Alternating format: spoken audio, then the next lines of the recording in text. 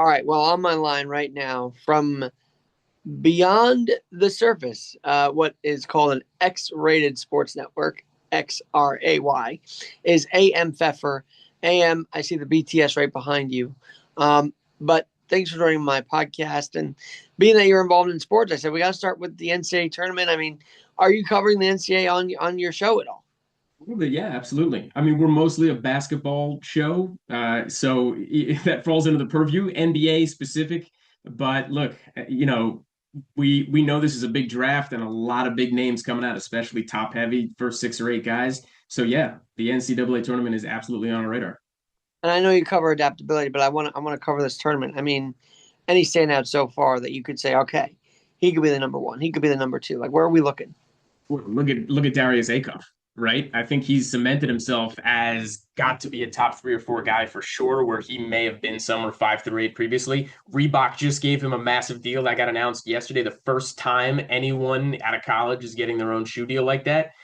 To me, he's better than Darren Peterson, right? I mean, Peterson's the number one guy. He's been the number one guy coast to coast the whole time, but he's got injury history. And does he really is he somebody you want to build a team around? Because look at what he did with Kansas, pontoon them a little bit. AJ DeBansa, put himself in BYU, but he's the best guy. His upside is ridiculous, right? 6'9", wingspan beyond, athletic, can jump out of the gym, can jump out of any gym.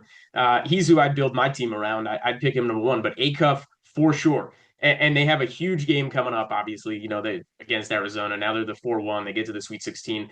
Let's see this kid really shine. So All right. Well, I know you do the NBA, but I mean, a team like Texas going from first four to Sweet 16. I mean, what's the rise on their run? What are you seeing from them?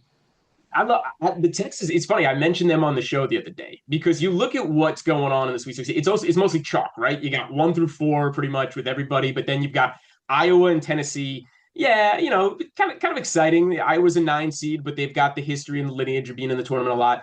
Texas is interesting because they were always a top 3, 4, 5 team, and they've fallen from grace a little bit. But look what they did. They beat another number 11 in the play-in. So it was 11 versus 11. They had to get into the field to begin with. Then they take down Miami of Ohio, the great undefeated Miami of Ohio until the postseason.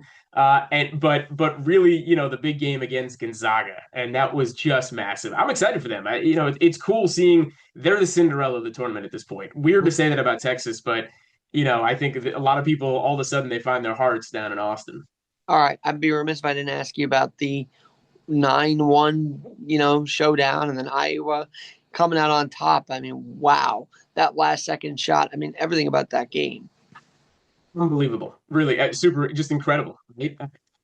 Everything about it was like your heart's. You're just like, this is unbelievable. And then they get Nebraska, who, by the way, was amazingly been in the season. But really, that's an interesting 9-4 matchup, right? Big Ten, Nebraska, not historically in the Big Ten, but now all of a sudden they are, and then they find themselves like rivals in the Sweet 16 now. It's as cool as it gets.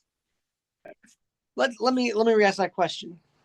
Yeah. So 9-1 Iowa versus Florida. I mean, that was one of the biggest games of the weekend and unexpected, I would say. But and I'm trying to think of the kid that made the big shot, right?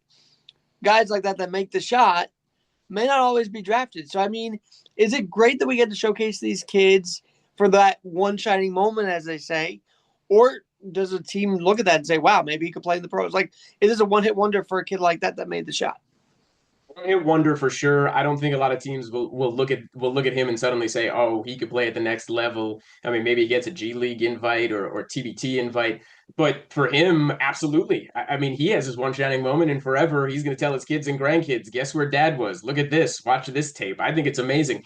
I will say this about that matchup: not particularly surprised Iowa ended up winning that game. I think Florida was a bit of a Potemkin village in this tournament, and you see it all the time, right? They were the big team last year, and they were incredible and they won. But then they got depleted, and yeah, they got the number 1 seed again, but little little bit little scarce on some of the talent on that team. So not surprised they lost so early. All right, let me ask you this because, and by the way, the guy's name was Alvaro Folgueras, I believe, is who made the game winner. So there you go. Let's give him credit where credit is due. Get his name out there as much as possible. Give him the shot, and he deserves every moment of that. But we came into the tournament and we all said, well, why is St. John's ranked lower than UConn? And we got this BS explanation about this. It's like UConn, St. John's beat them twice, but they get a lower seed than them. I mean, is this prestige of UConn? Like, what went into this?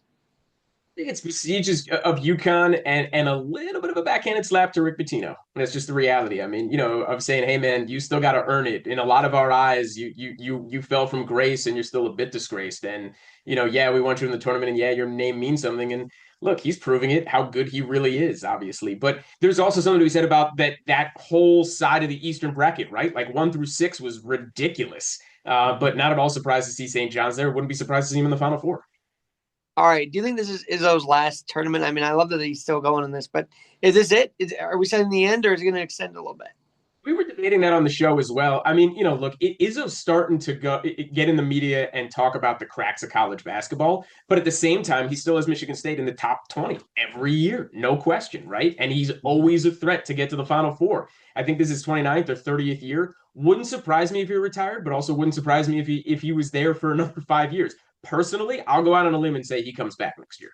I think so too. All right. AM Peppers, who we're talking to, powered by Podmatch, by the way. Love those guys. And I love that you find a lot of connections there. I certainly do as a host. We'll get to them in a minute, but I know you have a story beyond the surface, and because you are beyond the surface. I mean, I saw your bio and how you're always dealing with adaptability as well. So let's shift to that.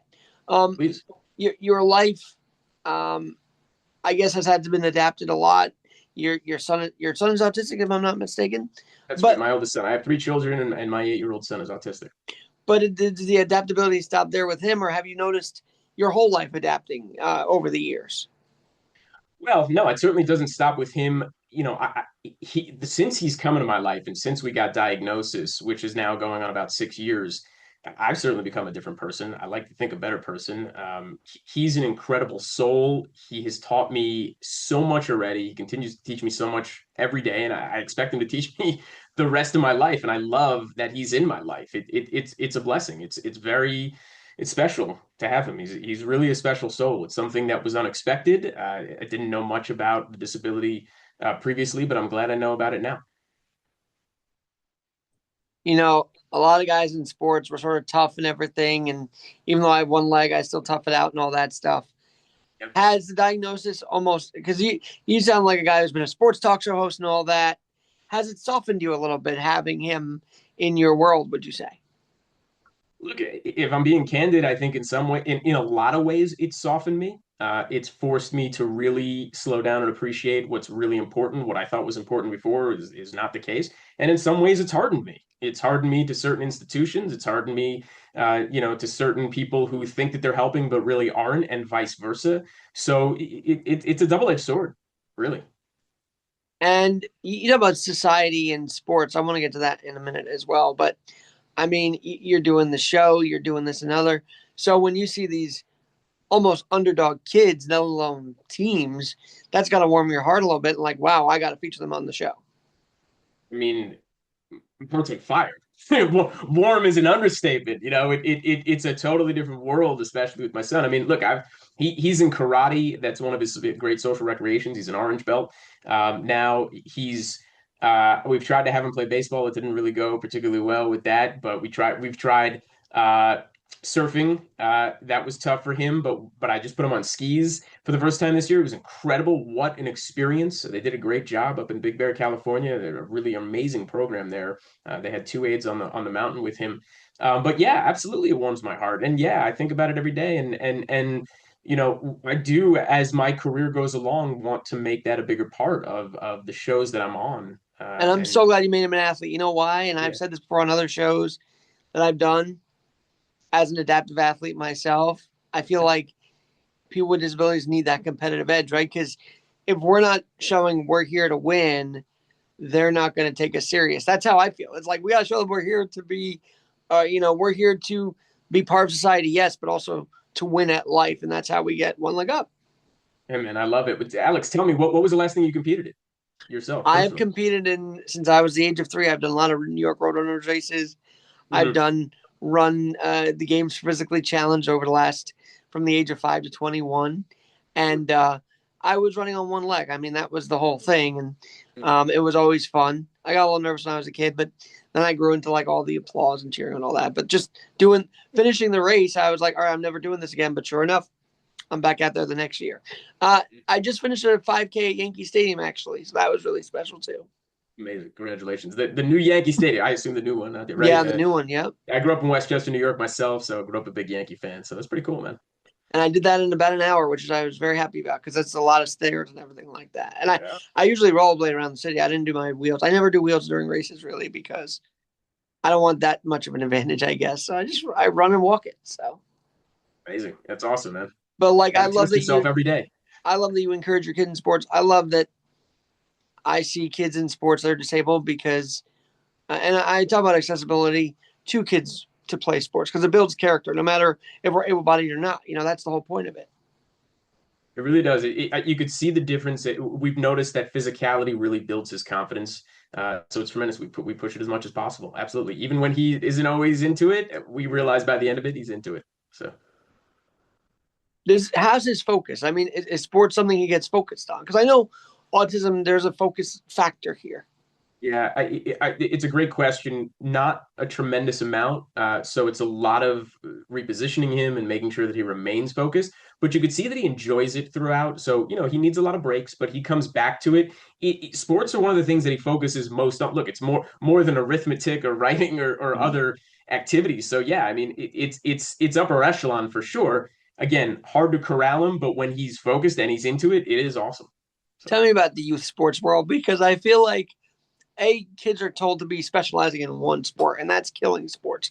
These kids should be playing multiple sports. Opening day is this week, right, for baseball. Aaron Judge not only played baseball, he played basketball. He played multiple sports.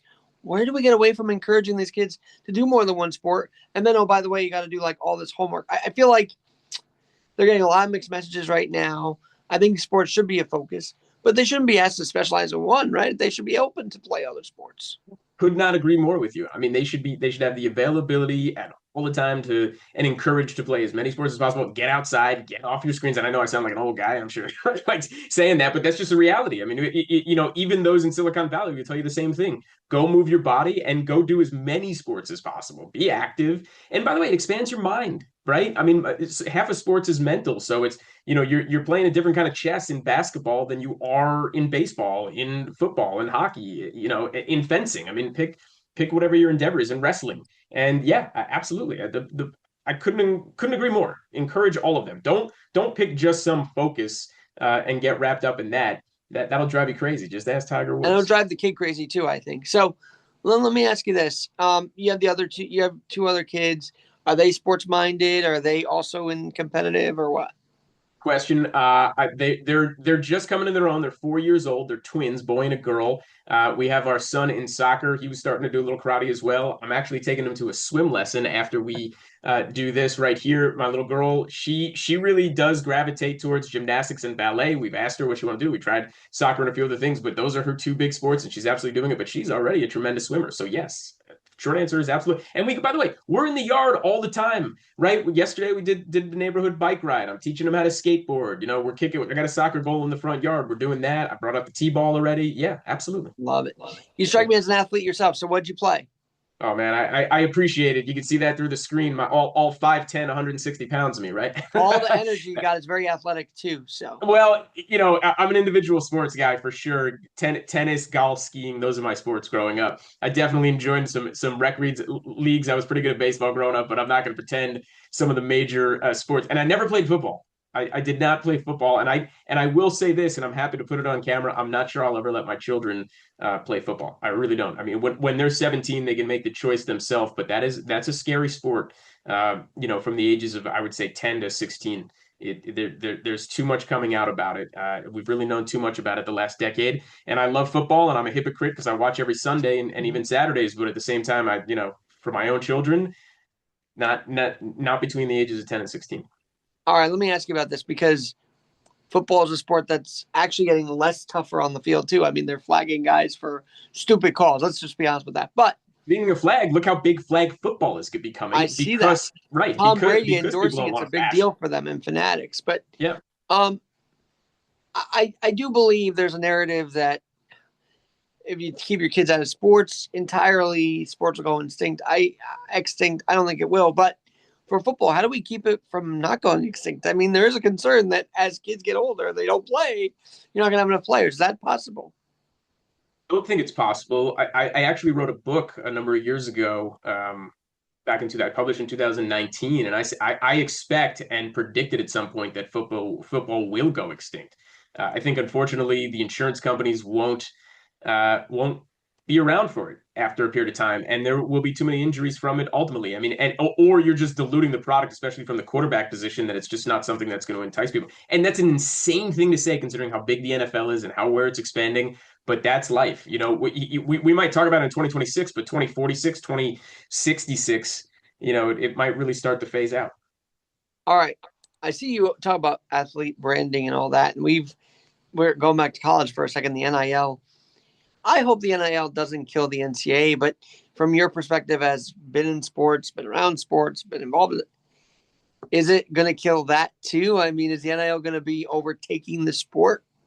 Oh, I don't think so. First of all, it's so interesting. It's the one acronym I refuse to use because I think it really talk about diluting the product. We have to call it what it is. It's name, image, likeness, and people need to understand what that really means because you're using somebody's name, image, and likeness, and that is very important at the base level to realize this is a human being that you're making money off of, and vice versa.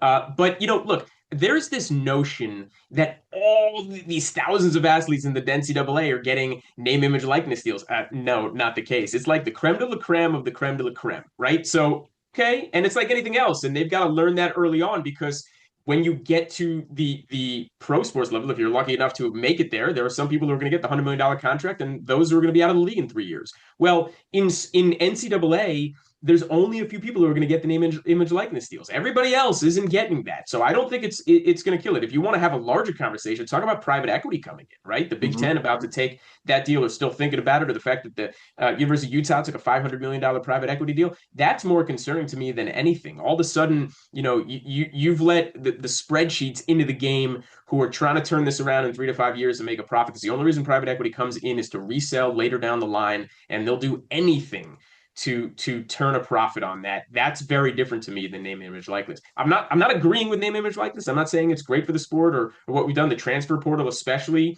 as part Mm-hmm. of the equation, is a little strange.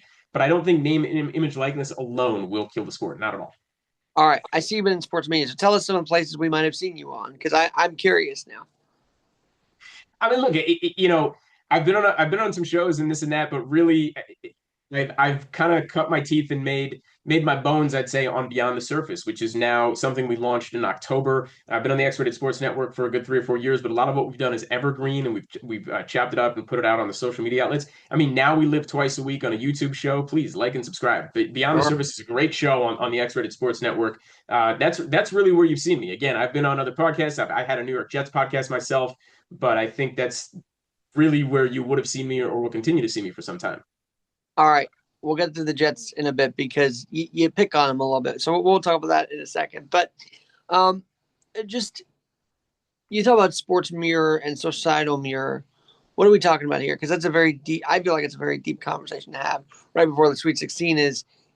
I do believe we all rally around our teams. Is that kind of what you're saying? Is how sports mirrors our behaviors as people? Is that what we're seeing here? 100%. I mean, it's really an allegiance to the flag in any sport, right? The flag, the banner, the pendant, the jersey. That's really what we're talking about here. And that's the same in our lives, the same way we feel about our families, about our religions, about our sex, SECTS, I'm saying, and our Sure. clans and our people. And the capacity really for the what you have in your life to have X amount of people in your life, or the bandwidth you have for your family, or what, or the caring of other people. But the interesting thing about sports is like this allows us to expand that into the thousands, tens of thousands, millions of fans around the world that you could share in and share in the consistent story with them.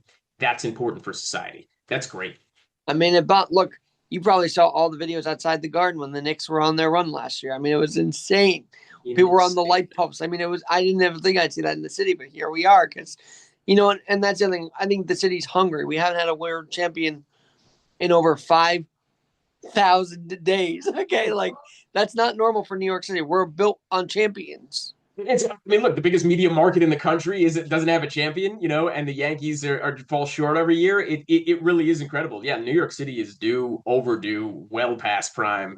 Bring home a banner, somebody, please. Actually, And the look, I want to the give the Liberty did. I want to I give it to want the to give the Liberty. Liberty their Yeah, flowers because Liberty they did their due, absolutely. And the WNBA right now is exciting. You want to talk about something that's just as good as it gets and as exciting as it gets. The fact that they just signed that deal with the CBA and they're bringing back Mhm. that season, man, you're about to see this league pop.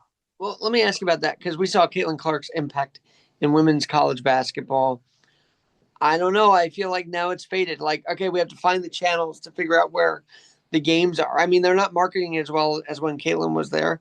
Oh, And don't worry, they will. They just signed. Look, the part of the CBA and part of the money that came in is a $2.2 billion infusion of media money, right? So there's an extra $170 million to go around every year.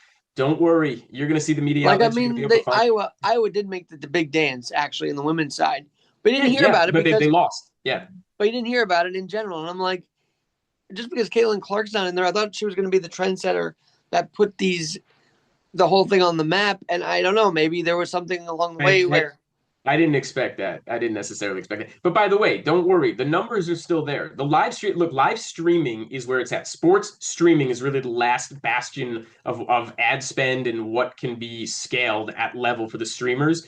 Don't you worry. They'll keep pushing the product. You're still going to see plenty of NCAA women's tournament. You're going to see plenty of the WNBA coming up. Volleyball leagues, especially for women, the NWLS, the Mhm. soccer league, which is blowing up in a good way. and there's Yeah, professional women's baseball too, so that's happening also. So absolutely. it's a And it's lot, great. It's and great. I mean it is fun indeed. Um, all right. I also got to give a shout out Kim Mulkey. She's one of the best coaches out there. I love her energy in LSU. I mean, she's great. So I got to give her a shout out today too. All right, I got to ask you about this because you do pick on the Jets, and they're an ongoing case study in organizational leadership challenges. Why don't we just be honest and say organizational failure? Okay, that's what it sounds like to me. Well, failure. Woody Johnson, he's a clown. He drives a clown car. Like I have no problem going on record and saying that as well. I mean, here's a guy who went across the pond to take an ambassadorship, for what I think is not a very good regime, and the time that he did it, left his brother in charge. They're all over the place. They let their kids in the clubhouse. They literally do decide who to sign or not to sign based on video games and I Madden know. ratings. This is a real story, and this is believe me, it was printed, and I believe every word of it that was there. Bring the way they brought in Aaron Rodgers, the fact that it didn't work, the money that they spend, that they can't hire any coaches like a Mike Vrabel or Mike Tomlin, who I wish they could have tried from the Steelers years ago, or Andy Reid. These guys don't want to come, so you end up with coordinator after coordinator after coordinator, and you got to go into the well. And I'm not saying anything bad about our current coach because hey, Aaron Glenn was a Jet, and I love the guy, and he did a great job in Detroit. But again, a coordinator, and he really didn't look great last year, and we'll see. Hopefully, he could turn it around. But these are guys that like this. This is the job that they take because they don't get the big names because they have organizational dysfunction and failure. And to get the stink off the culture is very difficult. But the fish rots from the head. This starts from ownership. They just got rid of Justin Fields. I don't know if anybody caught that story, but I'm like, where do they go here? You got rid of your guys supposed to be your QB1. It's a mess right now. Yeah, but we brought in Geno Smith of all people, who we drafted so many years ago in the second round, and now he's back for round two. Actually, at the price we got him, it was pretty good. The moves that have been made in the offseason happen to be very good for the Jets. We'll see where it goes from here, but you got to build on it, right? You got to draft well, and you got to make it count this year and next to get back into the league again and be a competitive team. This team is 15 years without a playoff appearance across all the major sports. It's not even close. The Buffalo Sabres, who are going to be in the playoffs this year, were at 14. There's a bunch of other teams at like 9 and 10 years, but the Jets blow them all out of the water. That's how dysfunctional they are. That's hard to do. All right, and I love the Yankees. And full disclosure, I've been welcomed by the Yankees for 25 years as part of George Steinbrenner's guest. And but your main focus about why great sports franchises win and why dysfunctional organizations never change. I feel like the Yankees have become sort of in the middle. I don't know how that happened, but they're still an amazing brand. They're still an amazing franchise. They're still a winning franchise, but the World Series part hasn't been there since the three-peat or, and almost four-peat. But A, how do we get back there as the Yankees? And I mean, I don't know. I don't like the infighting now or whatever you want to say that Cashman is trying to deflect from the whole lineup narrative that he creates. There's just a lot of things going on there that Yankee fans are probably keeping an eye on right now. So how do we get them back to that greatness that they had? Great question.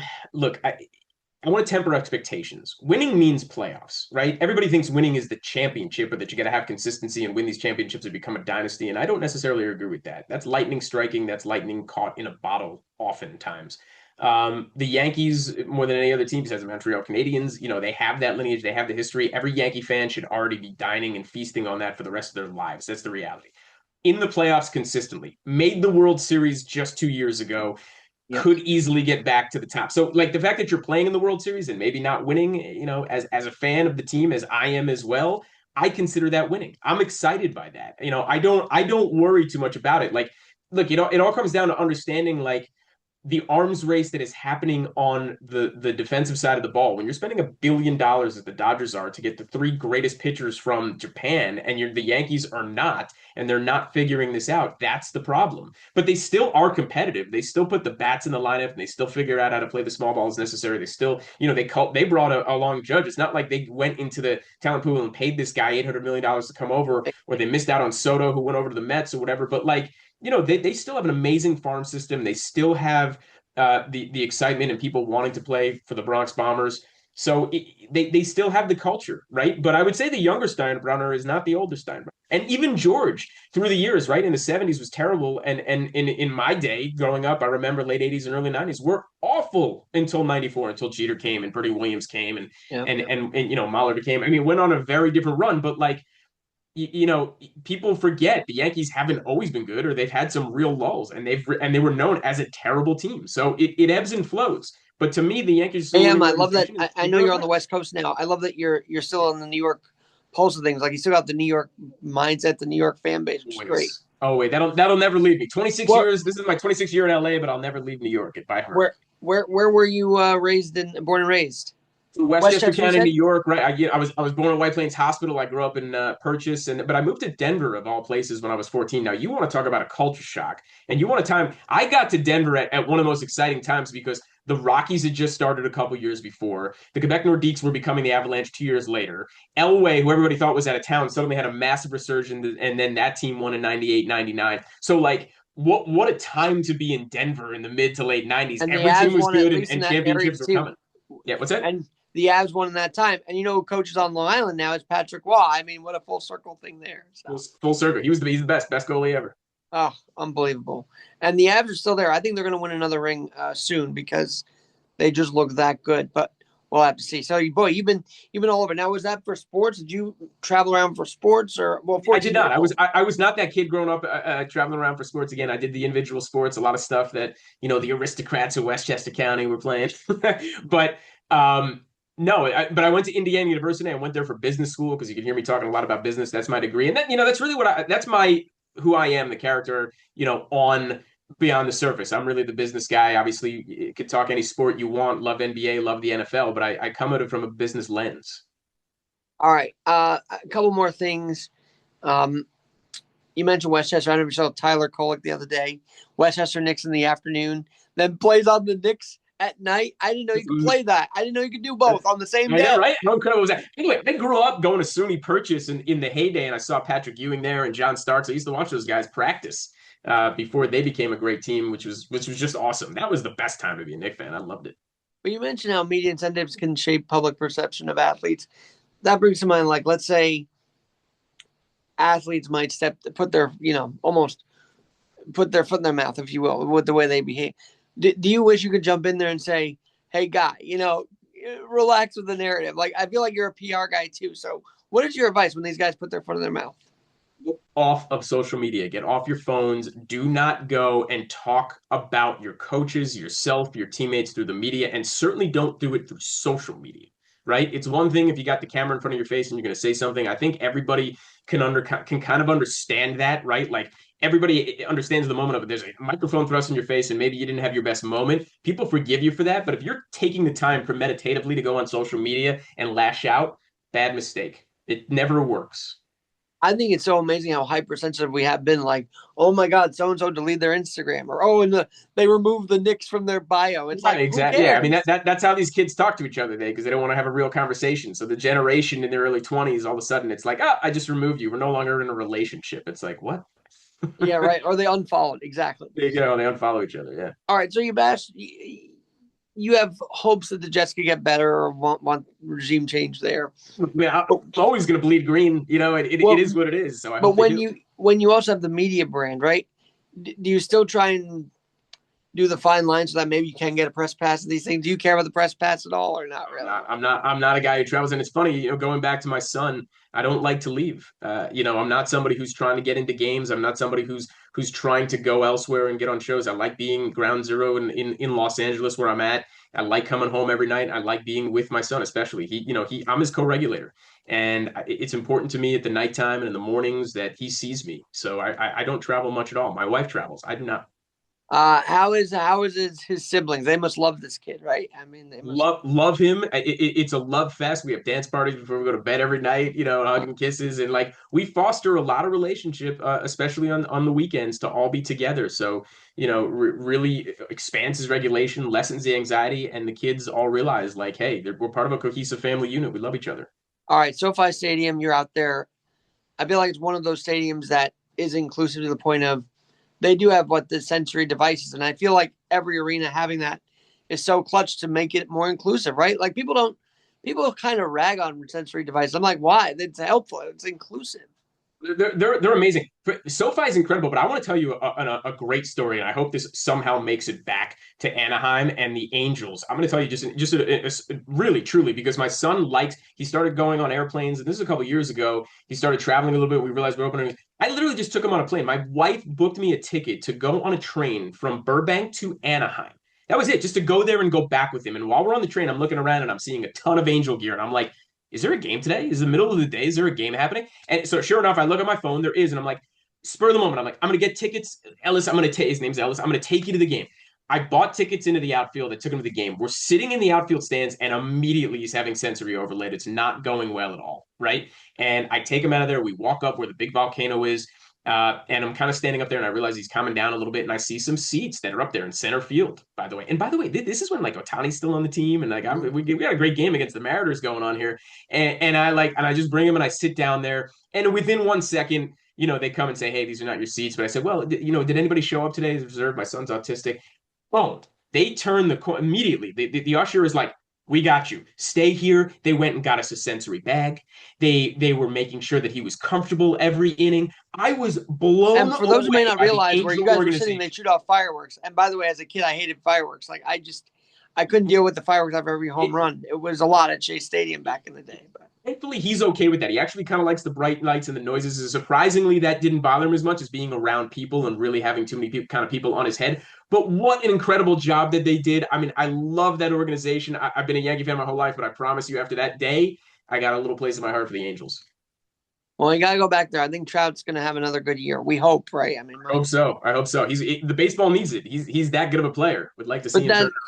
that is a great story, and I will tag the Angels on that because I think they should know that they treated you guys well, and that's very important. And Special. again, they're ragging on all these other arenas for having sensory or whatever. I think it's great. I think it's more inclusive, and yeah, it's perfect. It's ludicrous to think that they shouldn't. It's wonderful. I mean, if you haven't watched Welcome to Wrexham in the first season, I think it was the first season, whatnot. They have an autistic fan who comes there and her part of the team, and they really include her. I mean, look, they absolutely everybody loves sports. Just because of the way somebody looks or thinks or the way they're acting doesn't you think you understand what they're going through, and that's not the case. And my son often gives up a vibe of something, and he's thinking or feeling something entirely different. And I know he loves sports, and I know he loves being at these places. What one last thing? Is he homeschooled? Does he go to public school? Like, what's his? He goes to public school with an aide. Yeah, And let me tell you, he's in an AUT core class. It's known as AUT core, autism core. But he goes to public school and he has an aide. Yeah, and he does go into general education classes a few hours each day. I've seen how aides are very, very patient and very, they handle they help out the autistic kids very well. I mean, I was on the subway years ago, and I don't think your Ellis is going to be like this, but some autistic they do hit back. You know what I mean? They do have that tendency. So I saw the patience of an aide to get him in the grasp and like calm him down. And the a lady across the track is like, "You're hurting him," and we're all like, "No, the aide knows what they're doing." It's amazing how eh, what a human being that takes to be able to deal with that. You know. We love our aide who's with him every day. In fact, he has a few at different times during the day. We love all of them, and we have the right people in place. It took us a long time to get what we call the A team, but the people, as you say, it's they get it, and those that do, they're angels themselves. We're lucky we have them in our lives. All right, I want to ask you one last question. X rated XRAY. What's the play on Great word here? question. So our founder, our leader is Dr. Phil McDonald, Dr. X. So he's a radiologist by trade. So a little double entendre, a little play on words. XRAYTED. Anyway, X-rated is a name you're going to remember. Mm-hmm. XSN Network is really great, but he did XRAY because he's a radiologist by trade. He's one of the best medicinal doctors in the country, best radiologist. He's awesome. We have something called on the show called the XSN Clinic. People love this, where we people get hurt all the time, especially in the NBA, and he Oh does an yeah. amazing deep dive on every injury. People really love it. So. All right. Can SGA and the Thunder repeat? I feel like they're on a track again. I thought so. I have never come off them this year, not once. Even when the Spurs were kicking their butt in the middle of the season. I mean, you're talking about 11 in a row again. Jalen Williams is back and healthy again. I still believe. I mean, and SGA is minus $1,500 to win the MVP, as well as Luka's playing, and as good as Wemby is, and Jokic too. So yes, I absolutely think they can win, and I think they will win again.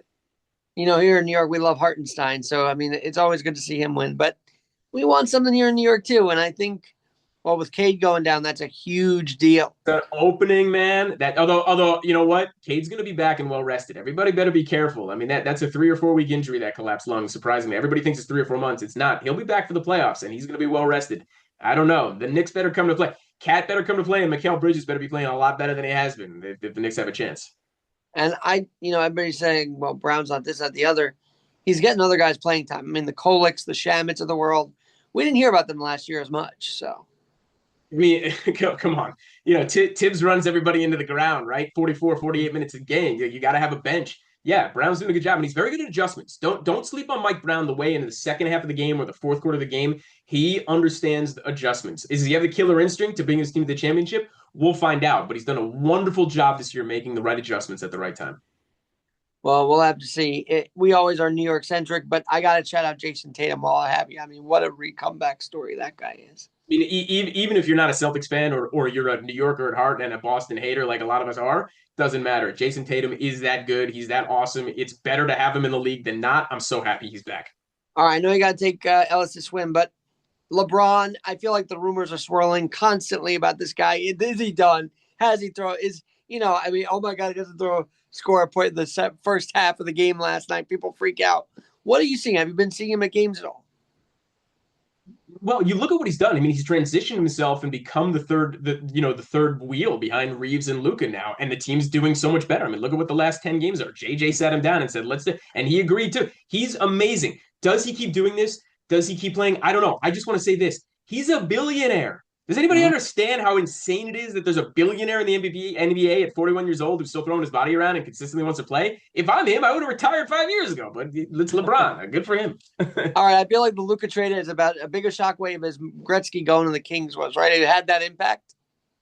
It has now, right? Because everybody looked at it and said, okay, last year was kind of a throwaway, came in mid-season. Not everybody expected him to do everything. And then this year got off to a slow start. All these things were happening. Are they good? Are they not? Well, look at him now. He's number 2 in the MVP candidacy. Nico Harrison doesn't look too good these days. It is as big a shockwave as you would expect. Everybody here in Los Angeles is Luka mania now. Yeah. And Magic owning the Dodgers and basically running everything in LA, right? I mean, that's been Amazing. happening. So Yeah, no, I mean, this is Tinseltown, man. This is the Lake Show. It's exciting. I've been to Dodger Stadium once in my life. I actually liked the experience. It was actually post COVID, so they were still getting masked and all that. But it was a fun time, and I might come back out there now. So we'll have to see. Res Ravine at sunset, if you can get a game that starts at 6, 7 o'clock in the summertime, is what I mean. You get, at first you're in the heat and the sun, but when it goes down, got to be one of the most beautiful venues I've ever been to. It's magic at night. It's gorgeous. Dodger Stadium is special. I hope they never change it. It's so funny. That team is like, well, we'll lollygag in the first half of the year, then we'll just turn up in the like they expect that the turn up in the second half is going to work for them, and it has because that West, no one's improved in that division. It feels like so. But you're right. No one's improved in that division. That is surprising that the NL the NL West, there's just not a lot of improvement out there. I mean, you see down in Arizona, they made some improvement and then they dipped again. It's hard, but it's hard for them to keep up in the arms race. Yep. All right. AM, thanks for your time today. Powered by Podmatch. We'll do this again soon, as I think we're going to have a lot of conversations as baseball and the Final Four and all that heat up. I really appreciate your time, man. Thanks for having me on. And go follow Beyond the Surface. This is great.